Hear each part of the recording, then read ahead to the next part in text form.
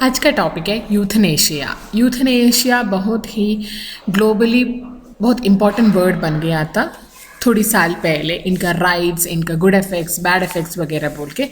तो फिर आज का टॉपिक है यूथनेशिया जो आता है, जो बहुत ही छोटा सा टॉपिक है फॉरेंसिक एक्सपर्ट की वजह से।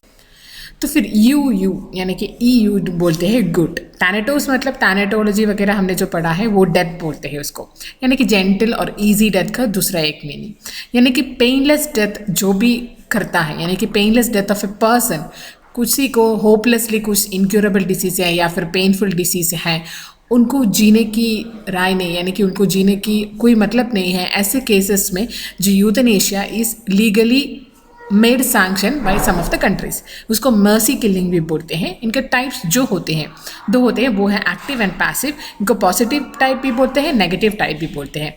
एक्टिव और पॉजिटिव मतलब यानी कि पॉजिटिव मर्सीफुल एक्ट बोलते हैं, यानी कि यूजलेस सफरिंग, कि कई सालों से बेड रिडन है, उसको जीने का मतलब ऐसे नहीं लगता है, तो फिर यूजलेस सफरिंग या फिर मीनिंगलेस एक्सिस्टेंस बोलते हैं।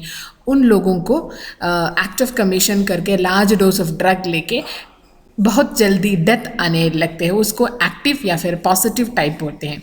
दूसरा है पॉसिव या नेगेटिव, यानी कि डिसकंटिन्यूइंग करना या फिर using extra ordinary life sustaining measures to prolong life, ऐसी कंडीशन में है तो उनको डेथ करने वाले में पैसिव या फिर नेगेटिव आ जाए है।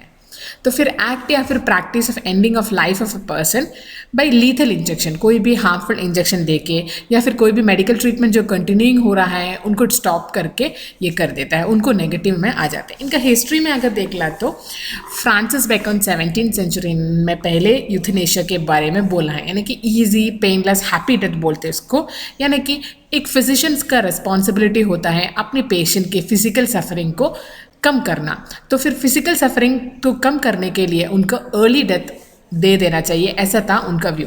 और 5th सेंचुरी BC में भी ऐसे बताया था, यानी कि अबॉर्शन कर देना वगैरह, यानी कि कुछ जेनेटिकल मैन्युफैक्चरिंग है तो अबॉर्शन कर देना, ये सभी यूथनेशिया के पर्वों में 5th सेंचुरी में ऐड कर दिया है।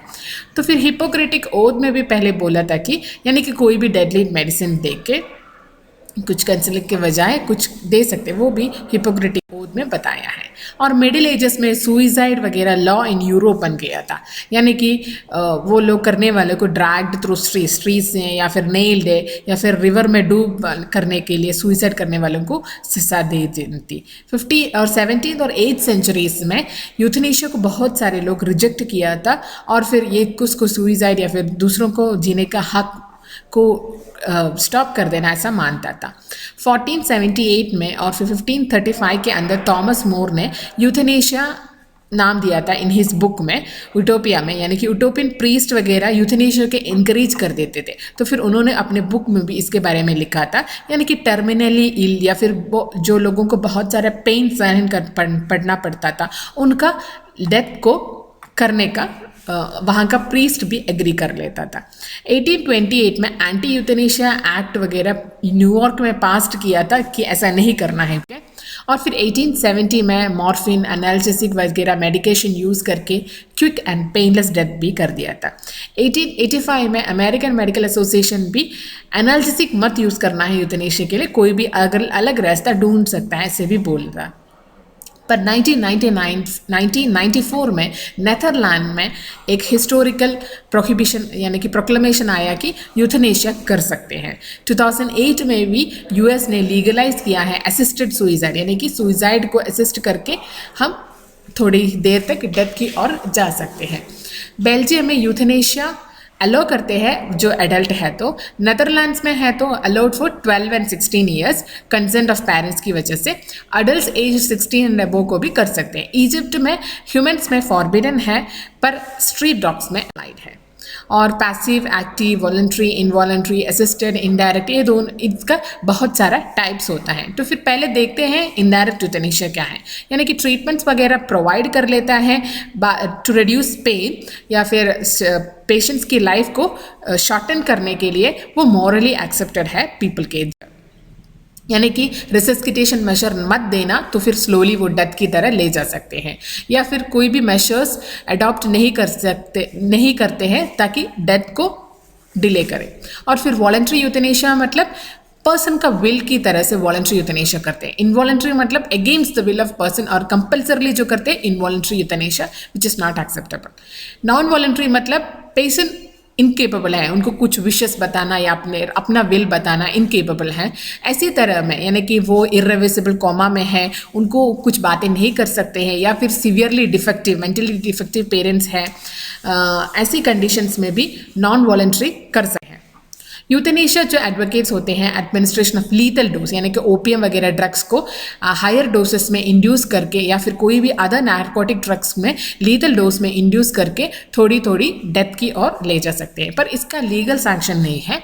और नेदरलैंड्स यानी कि 1994 में ये पहला पास हुआ था, यानी कि वो फर्स्ट कंट्री बना जो पैसिव वॉलंटरी यूथनेशिया को लीगलाइज करने वाला, यानी कि असिस्टेड सुइसाइड को 2002 में भी वो लीगलाइज किया था।